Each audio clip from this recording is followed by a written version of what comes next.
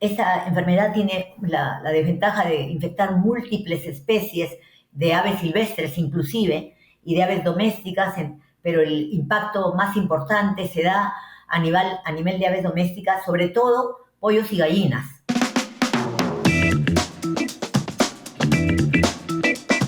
Hola, bienvenidos a nuestro Avipodcast, este lugar, centro de conversaciones sobre aspectos relevantes de la avicultura, tanto en áreas de producción como en el área médica, el área clínica. En el episodio del día de hoy contamos con la participación de una experta en las enfermedades infecciosas de las aves, particularmente la enfermedad de Newcastle, es la doctora Iliana Icochea, a quien le vamos a preguntar, bueno, primero le agradecemos la participación en el evento, por supuesto, y le vamos a pedir, por favor, que antes de entrar de lleno con el tema, nos platique un poquito de su historial, cómo es que entró a la parte de la avicultura, las enfermedades, al Newcastle, si nos pudiera comentar, doctora, por favor. Sí, antes que nada, muchas gracias también por la invitación. Muy contenta de estar en su podcast, doctor.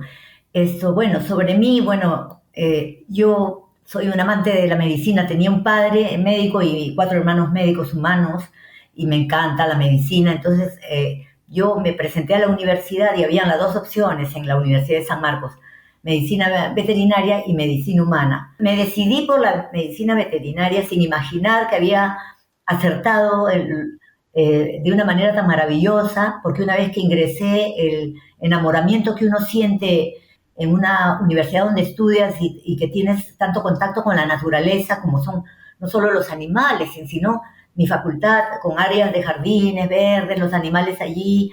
Entonces, estando en la propia ciudad fue algo apasionante, y fue más apasionante cuando me dediqué a la avicultura, porque allí sí, cuando llevé el curso de enfermedades de aves, que uno incluso lo lleva ya casi en los últimos años, ¿no? Decidí hacer mi tesis allí porque era la primera vez en que veía, además, en el laboratorio de patología aviar donde hice mi tesis y donde yo soy actualmente la jefa de ese laboratorio.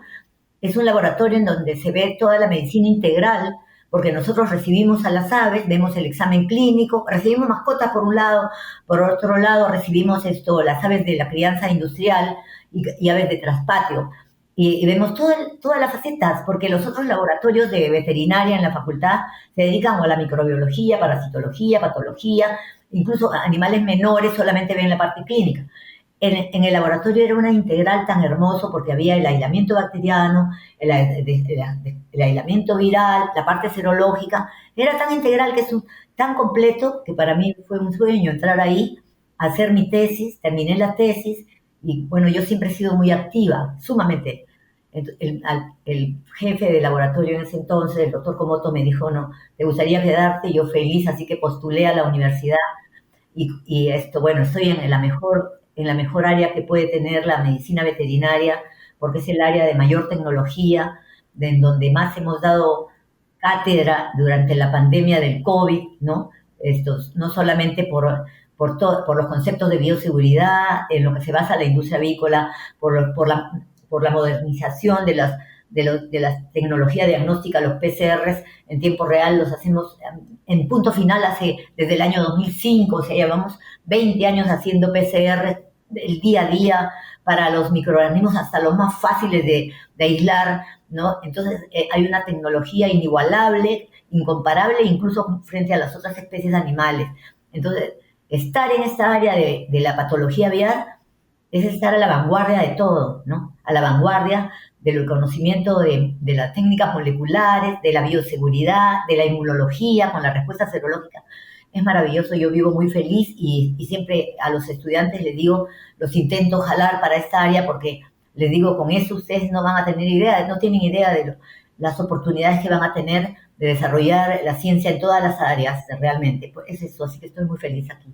Esa ha sido la historia. De esa manera me quedé y he ido ascendiendo hasta ser hoy día la jefa de laboratorio y la líder de investigación del laboratorio de patología aviar de la facultad. Excelente, y por eso queremos aprovechar toda experiencia, todo ese conocimiento para platicar sobre este tema tan relevante, un desafío que permanece en muchas áreas de producción avícola, en el continente americano, en otras partes del mundo, que estamos por cumplir ya un siglo desde que se describió por primera vez la enfermedad, y que lamentablemente en muchos países no se ve para cuándo se pudiera lograr la erradicación, que es la enfermedad del Newcastle. Para empezar entonces ya a profundizar en el tema, ¿qué le parece si se nos da una definición de lo que es la enfermedad de Newcastle y nos platica un poquito de las presentaciones clínicas de este padecimiento? Sí, es una enfermedad viral respiratoria altamente contagiosa. Bueno, no solamente es respiratoria, pero básicamente causa un cuadro respiratorio y una infección sistémica que da lugar a diferentes de estos signos, ¿no? No solamente respiratorios, sino digestivos y nerviosos. Esta enfermedad tiene la desventaja de infectar múltiples especies de aves silvestres inclusive y de aves domésticas, pero el impacto más importante se da a nivel de aves domésticas, sobre todo pollos y gallinas, porque es donde la enfermedad causa un impacto patológico muy grande, y cuando digo patológico porque puede matar al 100% de las aves. ¿Y por qué menciono? Porque eso ocurre con pollos y gallinas, y en cambio en otras especies, en otros tipos de aves, como son los pavos, puede ser solamente signos nerviosos. En los patos la enfermedad es esto, vamos a poner, las enfermedades son susceptibles, pero no manifiestan, son asintomáticos, y las aves silvestres generalmente podrían tener algunos solo signos nerviosos. Entonces el impacto de mortalidad alta y causar un efecto devastador como lo hace la influenza aviar es en animales, en pollos y gallinas, a diferencia de influenza que sí mata pavos y mata patos y todo, ¿no? En este caso, la mortalidad altísima se da entonces afectando realmente la principal proteína de origen animal del hombre, que es el pollo de engorde, y en segundo lugar los huevos, ¿no? Entonces tiene un impacto muy serio a nivel de la social también, porque además es una enfermedad notificable a los organismos gubernamentales, ¿no? Constituye, junto con influenza, las dos enfermedades infecciosas más importantes de las aves por ese impacto social y patológico que tiene sobre ellas. Claro que también puede ser una causa de restricción de comercio dentro de un mismo país y por supuesto a nivel internacional. Exacto, es restrictiva al comercio internacional, exactamente.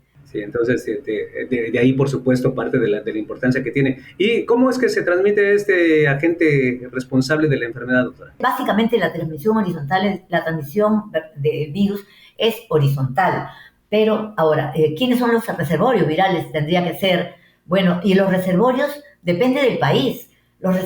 Hemos dicho que hay muchísimos, 250 órdenes de aves que pueden ser infectadas, pero la infección, vamos a decir, la infección va a causar, por ejemplo, mortalidad del 100% en un ave de riña, 100% en una ponedora, si no tiene inmunidad, pero va a causar 20% en palomas, cuando son inoculadas experimentalmente 20%, y 80% quedan vivas. En codornices esto causa una mortalidad también más o menos de 20%, en las columbiformes, por ejemplo, no causa mortalidad, pero causa signos nerviosos. Entonces, cuando el virus patogénico, velogénico, infecta animales de que no son susceptibles 100% como al impacto de la mortalidad, la eliminación viral también es pobre. O sea, ¿cuáles son los reservorios principales entonces?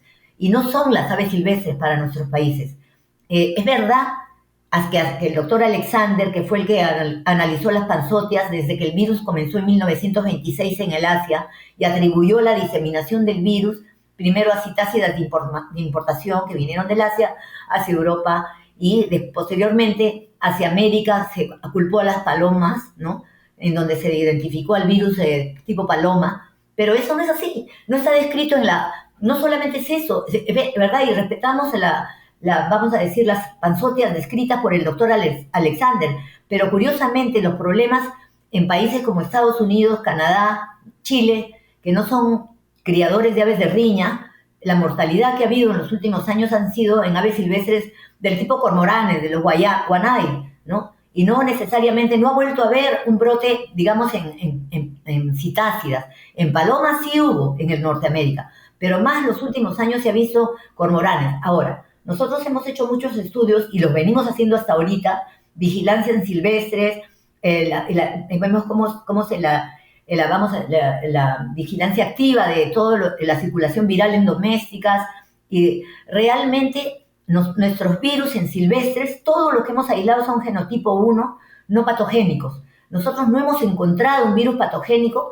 Entonces, ¿qué pasa? donde tenemos grandes problemas y virus que hemos venido aislando en el tiempo, que hemos hecho incluso últimamente el secuenciamiento de genoma completo, son en aves de riña. Entonces, ¿a qué conclusión nosotros hemos llegado? En los países como México, como Costa Rica, como Venezuela, como Colombia, Ecuador, Perú, Bolivia, donde la pelea de gallos es legal, el reservorio y la fuente más importante del virus es el ave de riña, porque ellos tienen la costumbre, la creencia, mejor dicho, de que si aplican la vacunación, que es la cepa la sota, por ejemplo, que es una cepa reactiva, se le disminuye el vigor al animal. Entonces, muchas aves de riña no son vacunadas y el virus encuentra el huésped ideal, no protegido, ¿no? Y ahí, porque eso ya lo hemos visto, en nuestro país ha sido el huésped principal el ave de riña. Y es verdad que cuando contamina a las ponedoras, porque las ponedoras son vacunadas con muchas vacunas, 4 vacunas vivas, 5 vacunas, 2 vacunas inactivadas. Entonces,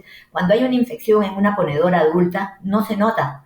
Simple y llanamente se ve el efecto sobre la producción de huevos, ¿no? Y hay problemas de caída de producción, de coloración de la cáscara del huevo, o cáscara delgada, ¿no? No solamente de coloración, sino...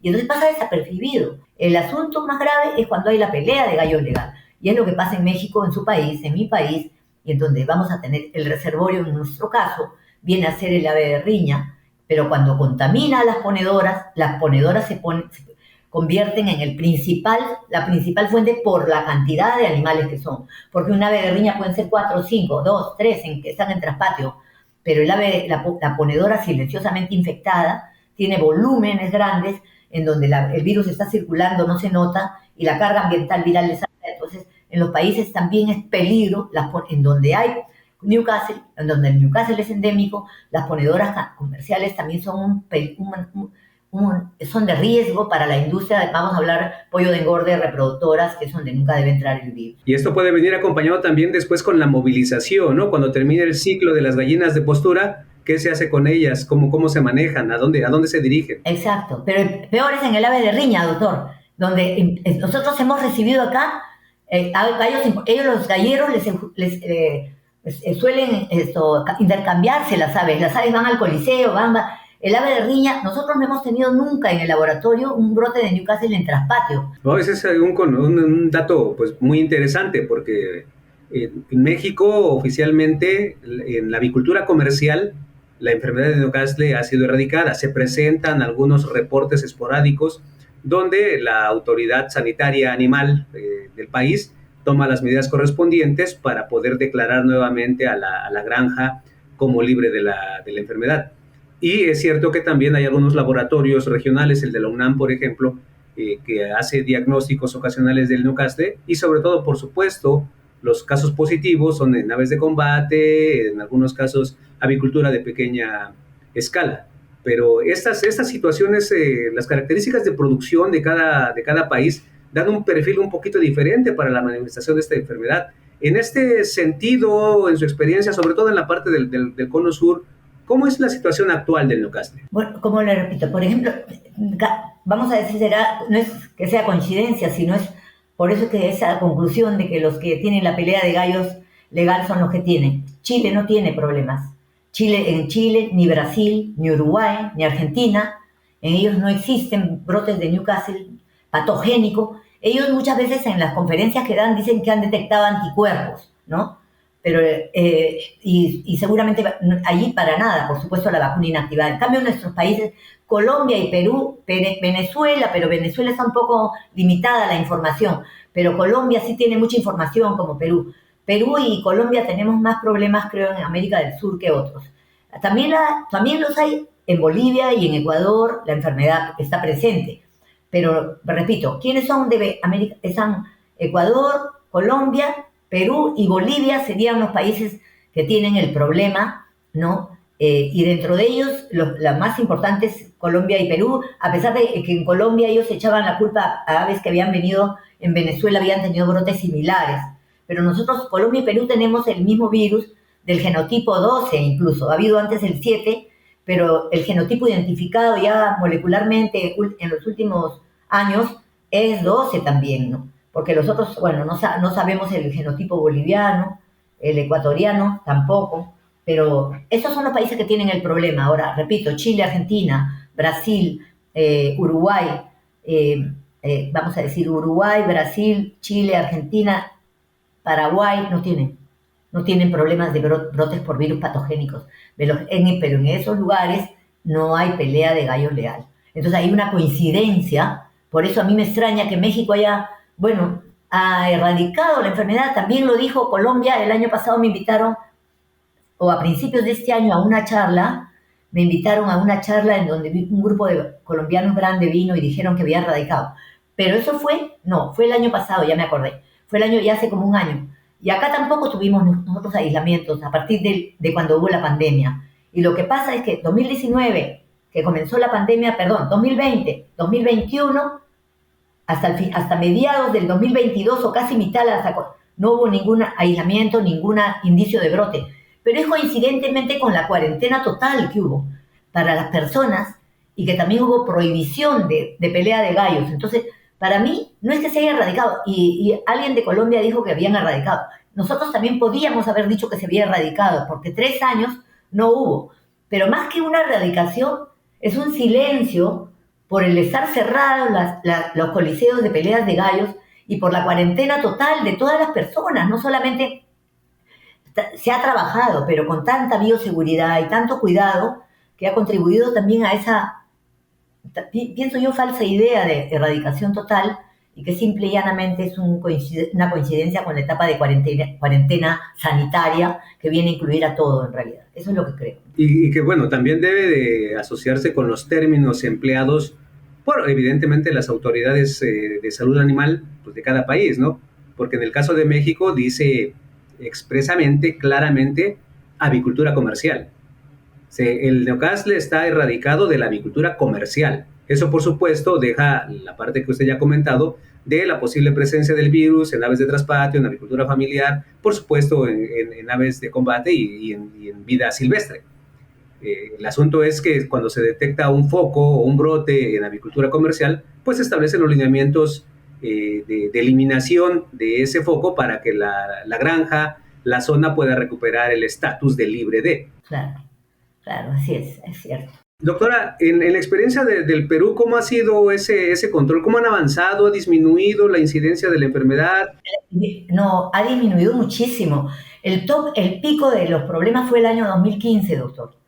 Fue en el año 2015. Fue terrible, se arrastró y fue bajando. El 2015 ha sido un año terrible en donde ya nosotros empezamos a ver las hemorragias no solamente en el proventrículo, en las placas de Peyer, ¿no? A nivel de todo el tracto digestivo, sino la bursa de Fabricio hemorrágica totalmente como que si fuera virus de Gumboro, ¿no? Pero ¿qué ha pasado? A partir de ahí, la avicultura en el Perú utiliza, la mayoría de las empresas avícolas, en zonas, casi todas, yo creo, también utilizan la vacuna inactivada junto con la sota. O sea, aparte de que también se han desarrollado vacunas que son bastante buenas, las vectorizadas de Newcastle, que se aplican al primer día, pero aún así, vectorizada de Newcastle, que tiene que ir acompañada con una viva siempre al primer día, no es suficiente para proteger a las aves de un virus de tanta patogenicidad como los que tenemos.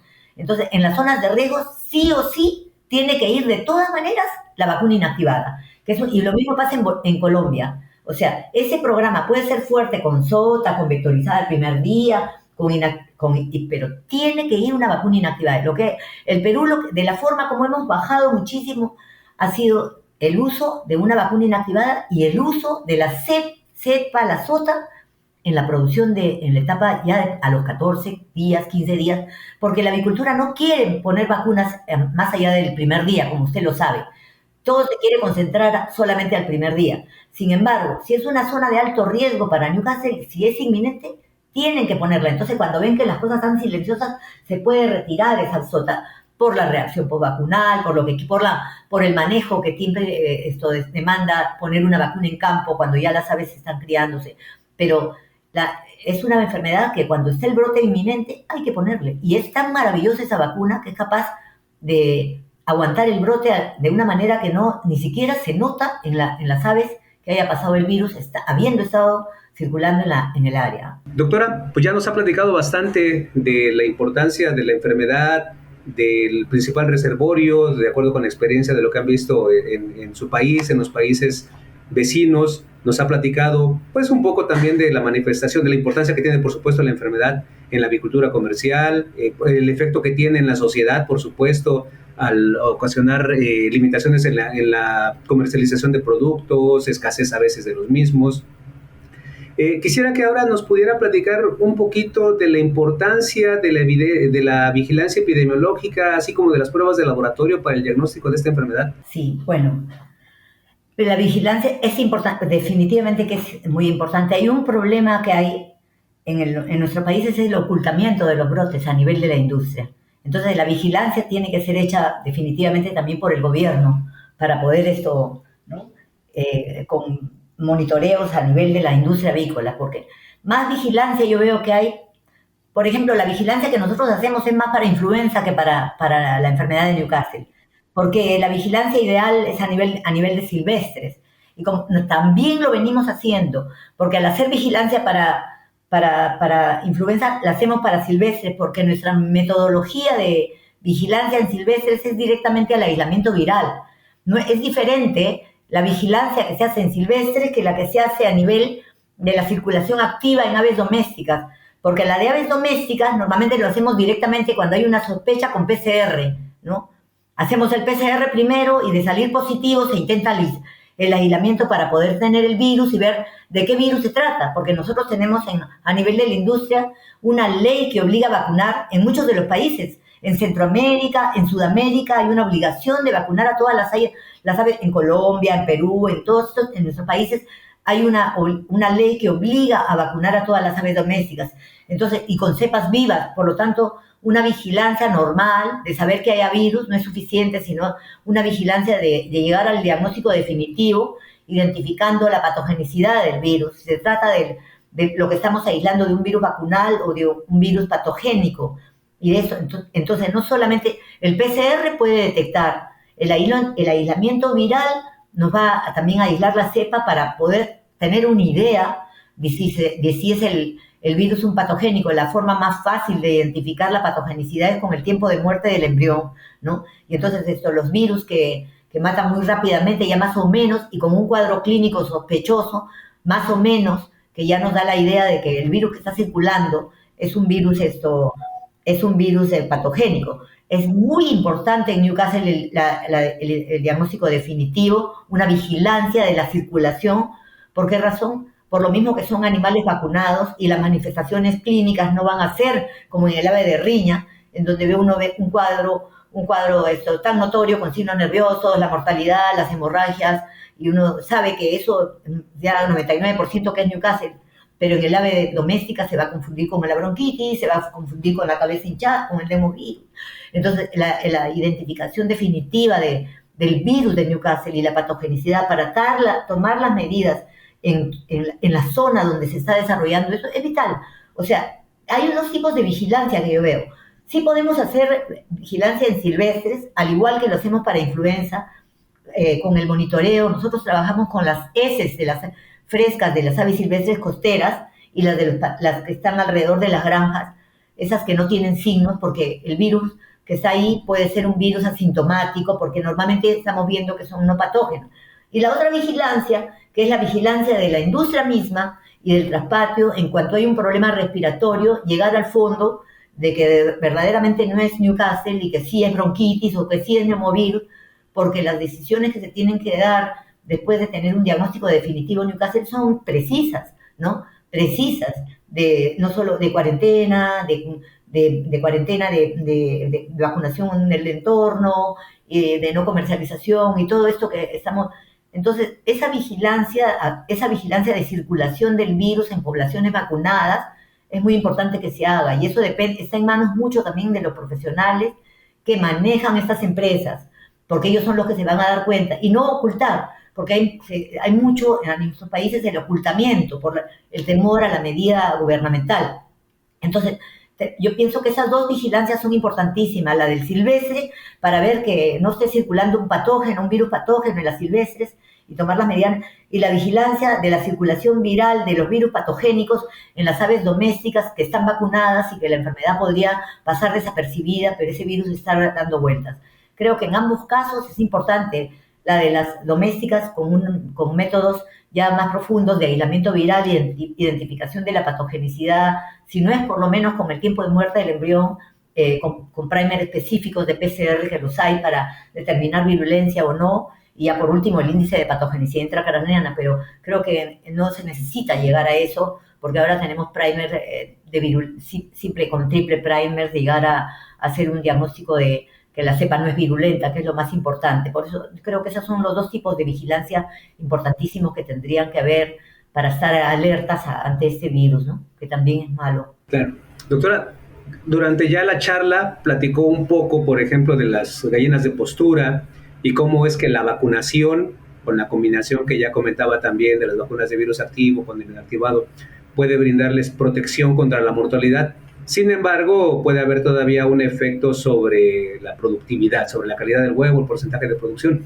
En su experiencia, ¿ha visto algún título de anticuerpos medidos por inhibición de la hemoglutinación que estén correlacionados con un mayor o menor impacto sobre la productividad, ya dejando de lado que las aves estarán protegidas contra la mortalidad? En ponedoras es bastante complicado en ponedoras aislar los virus. Le voy a decir que hemos tenido nosotros problemas tanto para Newcastle como para, por ejemplo, bronquitis inclusive. Lo que está pasando con ponedoras es por este mismo hecho de ser ellas animales protegidos. Estamos hablando de ponedoras en producción, de ser altamente protegidos con por lo menos 3, a veces 4 vacunas vivas, 2 inactivadas. Entonces, ellas en condiciones normales, si no tienen estrés tremendo de calor, ellas clínicamente van a estar sanas, pero la producción de huevos sí se va a ver afectada. ¿De qué manera? En calidad y en cantidad, o sea, nivel y calidad del huevo interna y externa.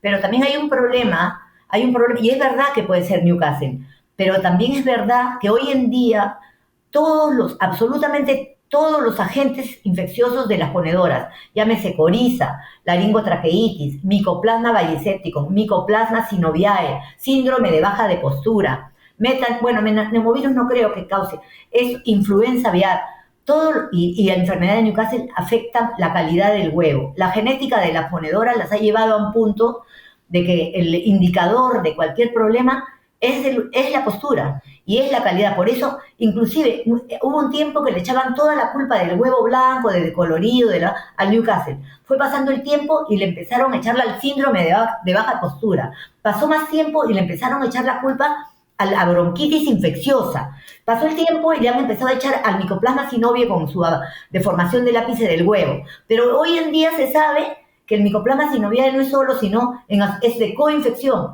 con la bronquitis, con el Newcastle, con Mycoplasma gallinarum, en fin, hasta con reovirus entérico, ¿no? Entonces, realmente, el problema de calidad de huevo en ponedoras es un problema de todos los agentes infecciosos. Nosotros hemos hecho un reto de laringotraqueitis en ponedoras, hemos hecho reto de enfermedad de Newcastle en ponedoras, y los efectos sobre la cáscara, color, tamaño, de forma, ¿no?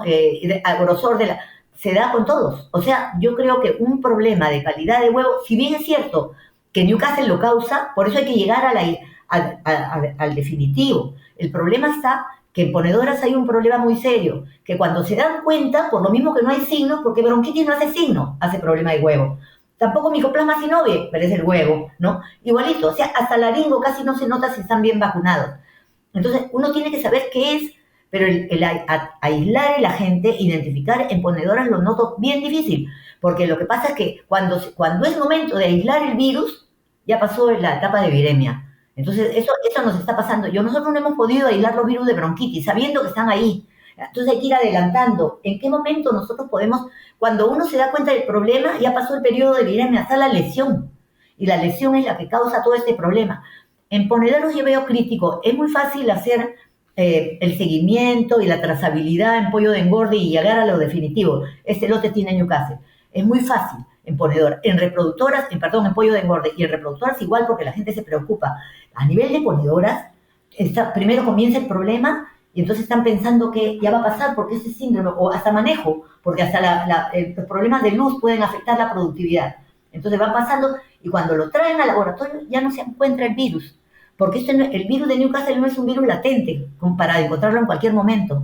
Es un virus que va a durar 7, 8, 9, 10 días. Después de ese día, ¿no? La producción sí va a seguir blanco, el huevo, sí va a seguir deforme, va a seguir decolorado, delgadito, la cáscara, pero el virus ya no lo detecta. Lo mismo pasa para bronquitis, para Newcastle, incluso síndrome, pero síndrome, bueno, más es serológico que aislarlo de alguna manera.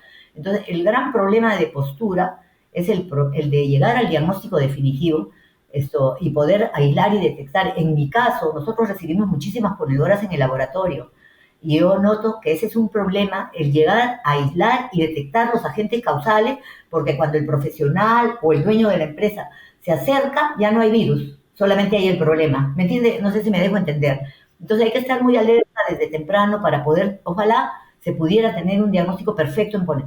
Otra cosa, que en las ponedoras hay mucha interacción también de estos agentes sin que le cause un impacto de mortalidad, pero la producción de huevos es la más afectada. Eso es lo que yo creo. Ahí entra entonces estos conceptos que se manejan, ya comentaba usted brevemente con anterioridad, ¿no? Lo de la vigilancia, pero estos conceptos de vigilancia activa y vigilancia pasiva. La vigilancia pasiva es esperar a que ocurra el evento para entonces hacer el diagnóstico, y ocurre lo que acaba de comentar. Ya pasó la fase virémica, la dificultad de identificar al agente patógeno. En cambio, la vigilancia activa es, vamos a tomar muestras, aunque todo parezca que está normal, y seguramente en algún momento se podrá encontrar ese agente. Pues qué bueno contar con su participación, doctora, con los comentarios que nos ha hecho sobre la enfermedad de Newcastle. Si tuviera que hacer una recomendación para los productores, para los profesionales que trabajan en la avicultura, sobre esta enfermedad de Newcastle, ¿cuál sería el mensaje más importante que les daría? Punto uno, prevenirla. Y la prevención, básicamente, en Newcastle la bioseguridad es extrema. Yo pienso, por ejemplo, en lo que es pollo de engorde, vamos a decir, es sagrado la granja. En cuanto a la bioseguridad y el control del personal. Yo siempre les he dicho al personal que labora, que son los galponeros, y que ahora por razones de bienestar cada vez más los permiten vivir en el pueblo. Eso pasa acá, ya no es dentro de la granja ni fuera de la granja menos, sino entonces hay mucho más riesgo de que se quiebre la bioseguridad cuando ellos viven en el campo y vienen a trabajar todos los días. Y entonces hacerles notar que la bioseguridad del personal obrero comienza en su casa y no en la puerta de la granja, porque está bien que todos tenemos vamos a decir, barreras de bioseguridad, que están la ducha y el cambio de ropa, la zona sucia, la zona limpia que está en la puerta, pero no puede una persona que trabaja día a día y que vive en el campo y que de repente su vecino tiene aves de riña, venir y dejar que, yo ya me voy a bañar en la puerta de la granja porque ahí está. No. Entonces, yo la recomendación de que meterles en la cabeza que la bioseguridad para ellos, nadie les va a cambiar la vida, porque nadie le cambia la vida a nadie, ¿no? Pero tienen que concientizar a la gente que yo puedo llevar en este zapato, en esta ropa, llevar a la puerta de la granja el virus, y el riesgo es tremendo para mi trabajo. Entonces, eso es en lo que respecta a bioseguridad. Y en lo otro es el Newcastle se previene con vacunación en los países donde la enfermedad es endémica. Y hay que no solo vacunar y el programa, sino supervisar que la vacunación esté bien hecha. Porque hay planteles de ponedoras que a veces tienen 3, 4 y manifiestan signos nerviosos, cuando experimentalmente lo hemos visto nosotros, que no debería tener ningún signo. Está bien que la producción de huevos es lo menos protegido, a nivel del oviducto, que es donde más hay infección y impacto, digamos, pero hay que supervisar que la vacunación sea hecha por gente, así como se hace el despique y todo lo demás, por manos que realmente están acostumbradas a hacerlo bien, ¿no? La conservación de las vacunas, el programa, ¿no? Y yo creo que con esto van a tener mucho, si hay todos esos cuidados, yo creo que con esto van a evitar tener una enfermedad que realmente le va a afectar la productividad y en realidad va no solamente por lo que afecta a ellos, sino porque eso encarece también el alimento para el humano, que es al final nuestro principal objetivo, ¿no? Muy bien, doctora Iliana Icochea, muchas gracias por compartir con nosotros sus experiencias, sus opiniones sobre la enfermedad de Newcastle, estas últimas recomendaciones que por supuesto son fundamentales para prevenir la enfermedad. Ha sido un gusto que haya participado con nosotros en este AVIC Podcast. Y antes de despedirnos formalmente, quisiera pedirle que también nos pudiera, si es posible, recomendar a algún colega, a alguien que usted considere que también puede ser un líder de opinión en cualquier aspecto de la avicultura. Puede ser, por supuesto, la nutrición, agentes infecciosos, el manejo, el medio ambiente, alguien que se le ocurra que pudiera participar también en estas conversaciones sobre avicultura? En manejo, me gustaría de manejo también de ponedoras. Hay un profesional que es bien importante en Perú que maneja el plantel de ponedoras más grande del país, que es Alberto Paredes, no sé si ustedes lo conocen, que es el de La Calera, maneja 6 millones de ponedoras y la verdad tiene muchísima experiencia. Sería bueno en manejo de postura él, no tanto hablemos de sanidad de ponedoras, pero sí manejo de ponedoras sería magnífico eso.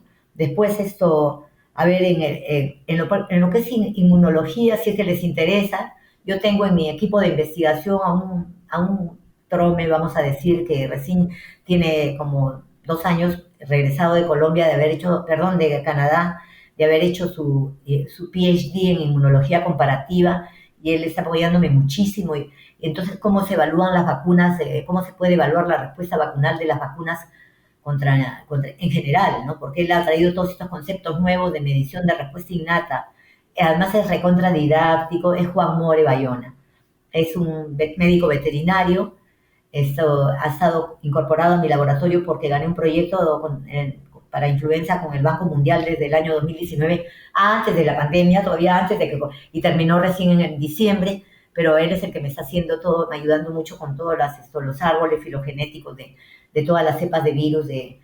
Pero él podría hablar de coronavirus, porque él está bastante, el tema de coronavirus lo tiene bien presente y sería bonito que se le pudiera invitar a Juan para hablar de coronavirus y me gustaría que lo conozcan. Excelente, doctora. Nuevamente, doctora Ileana, muchas gracias por platicar con nosotros. No, muchísimas gracias Rubén por esto. Hasta una próxima oportunidad. Ahora nos vemos porque yo ya lo he visto en algún evento fuera del país. Así que gracias, de verdad. Claro que sí. Muy grato. Muchas gracias. Claro que sí. Hasta luego.